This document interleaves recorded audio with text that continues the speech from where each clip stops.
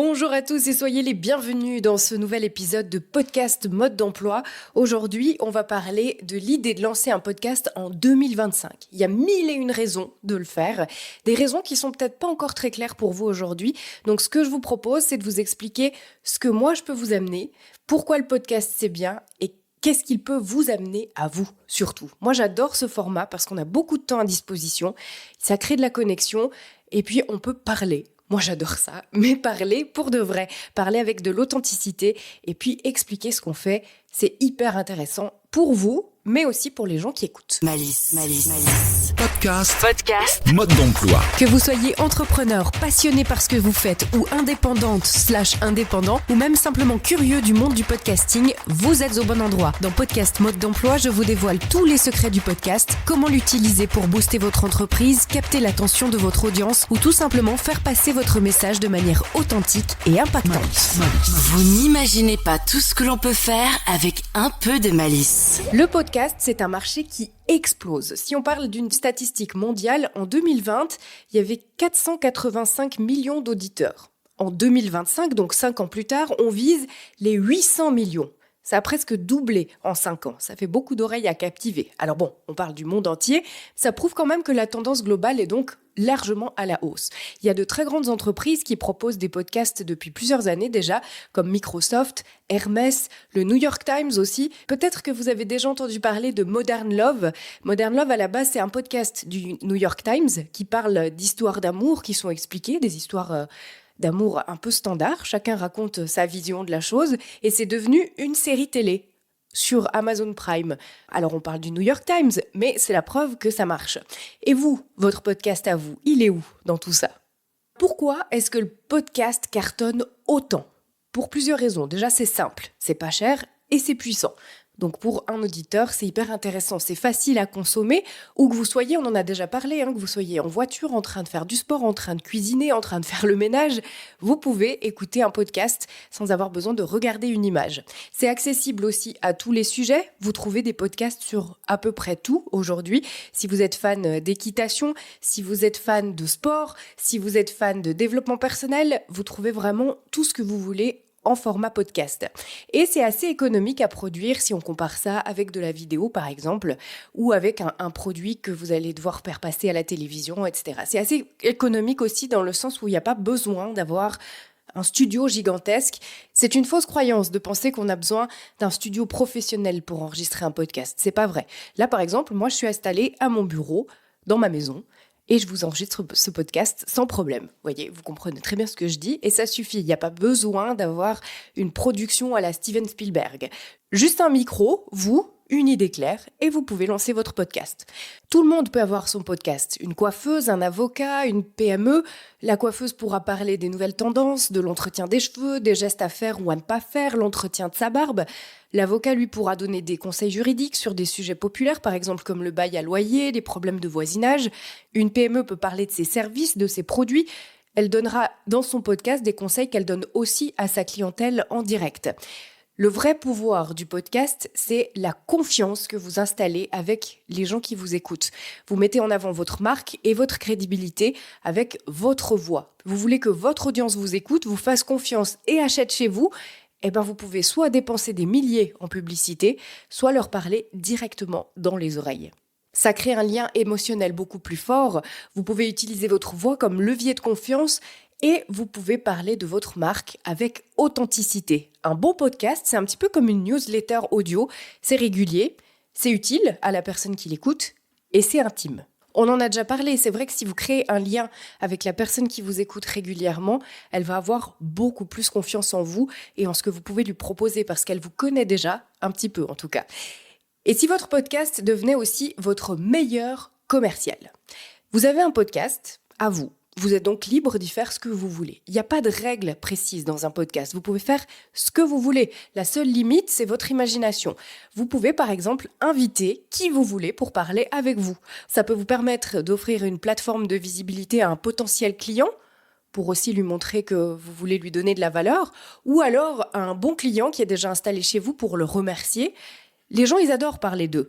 Donc, ça va leur faire plaisir de faire partie de votre podcast. Et à vous, ça va aussi étendre votre audience. Puisque ce client-là, il va partager votre podcast puisqu'on l'entend lui aussi. Donc ça va faire aussi marcher le networking, un networking de qualité. Donc ça veut dire que votre auditeur va vous écouter vous, mais vous aurez aussi l'audience de votre invité qui va se rajouter. Et ça fait boule de neige. Pour lui aussi, on est d'accord, parce que lui aussi va se faire connaître de votre audience à vous. Alors, même si le deal ne se fait pas à la fin, le contact y reste. Il y a quand même eu quelque chose, et ça peut ouvrir des portes, que ce soit avec la personne qui est venue dans votre podcast ou une autre personne qui est dans son réseau à lui. Question de timing aussi. On me demande souvent combien de temps ça doit durer. Alors là non plus, il n'y a pas de règle. Il y a de tout. Vous pouvez faire du 5 minutes comme vous pouvez faire du 2 heures. Et tout ce qu'il y a au milieu. Mais n'hésitez pas à faire long. On se rappelle que dans le podcast, la moyenne d'écoute est de 30 minutes. C'est quand même assez long, 30 minutes pour exprimer ce que vous avez à dire. Si vous avez envie d'avoir quand même une idée un petit peu plus précise, les épisodes qui peuvent se consommer le temps d'un trajet sont particulièrement appréciés, c'est-à-dire chez nous entre 20 et 45 minutes. Comme ça vous donne un ordre d'idée. C'est un petit peu ce qui se fait de manière, disons, la plus courante. Votre podcast, vous pouvez aussi le monétiser. Il y a plusieurs manières de faire. Soit vous pouvez faire déjà ce qu'on appelle de la monétisation directe. Ça se passe directement avec la plateforme que vous utilisez pour diffuser votre podcast. Moi, je travaille avec Ocha, qui est une plateforme française. Et en fait, à partir de 10 000 écoutes mensuelles, votre podcast, il est monétisé directement par la plateforme. C'est-à-dire qu'ils vont placer de la publicité au début, à la fin ou au milieu de vos épisodes. C'est vous qui décidez en fait à quel endroit vous voulez que les spots soient placés, si c'est donc au début, à la fin ou au milieu. Mais c'est eux qui s'occupent de monétiser votre produit, donc d'y mettre de la publicité et vous touchez des revenus grâce à ça. Vous pouvez aussi décider de vous-même monétiser votre podcast de cette manière, c'est-à-dire que vous trouvez un sponsor pour votre podcast, un client par exemple, ou quelqu'un qui aurait de l'intérêt à être entendu sur votre plateforme aussi. Et dans ce cas-là, la publicité vous est payée directement à vous par votre client et vous pouvez aussi décider à quel endroit vous voulez placer ces spots publicitaires dans votre podcast. L'autre manière de monétiser votre podcast, c'est la manière stratégique de simplement utiliser votre podcast comme tremplin. Dans votre podcast, vous parlez de votre produit, vous parlez de vos services et en fait, vous allez vous attirer à vous des clients grâce à lui. Donc à ce moment-là, le podcast peut aussi être une sorte de monétisation puisqu'il vous ramène des clients. Au final, votre podcast vous ramène de l'argent d'une manière ou d'une autre. Par contre, attention à ce petit piège. Il ne faut pas vous attendre à vendre après un épisode.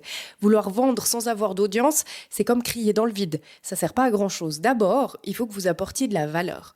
D'abord, il faut que les gens vous connaissent, vous écoutent quelquefois, commencent à avoir confiance. Donc, c'est quelque chose qui s'installe dans le temps. Il ne faut pas voir le podcast comme action-réaction. Ça ne va pas marcher comme ça. Ça prend un peu de temps, mais d'une fois que c'est installé, vraiment, ça fonctionne super bien parce qu'il y a cette histoire de confiance qui s'installe.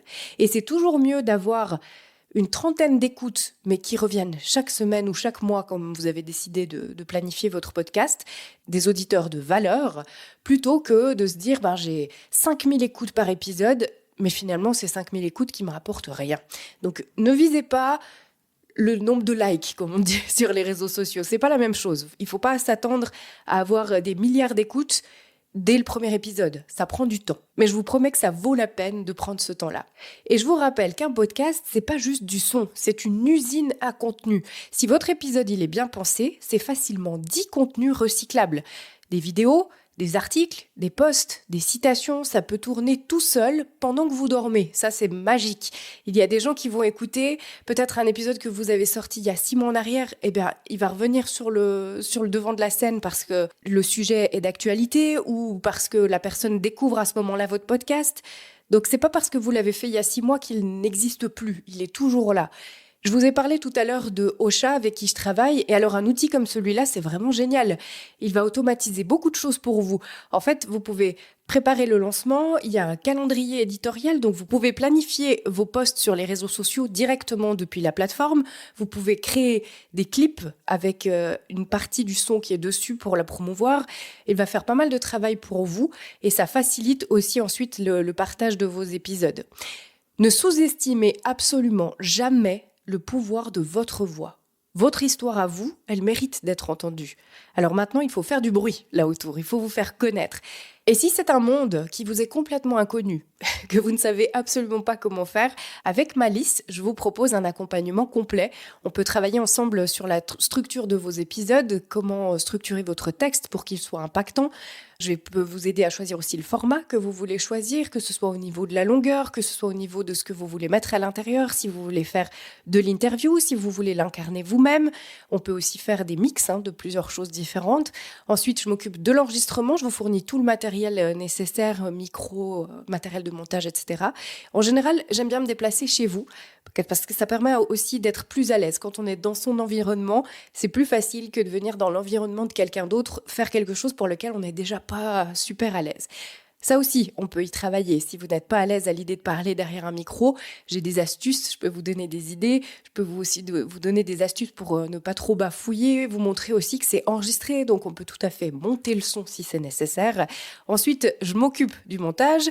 Et je vous explique comment le distribuer. Je peux vous accompagner aussi sur les différentes possibilités de distribution qui existent. Et si vous avez envie de faire tout seul parce que vous aimez bien ça, eh bien, il n'y a pas de problème. Je vous donne la formation nécessaire pour que vous sachiez faire tout seul. Et je vous accompagne volontiers aussi sur le choix de votre matériel technique si vous ne l'avez pas déjà. Donc, quel que soit votre stade d'avancée, je peux vous accompagner. C'est avec grand plaisir. Si vous avez trouvé ce contenu intéressant, n'hésitez pas à le partager. Abonnez-vous pour avoir chaque semaine de nouvelles infos. Prenez soin de vous, où que vous soyez. À très vite les amis. Malice.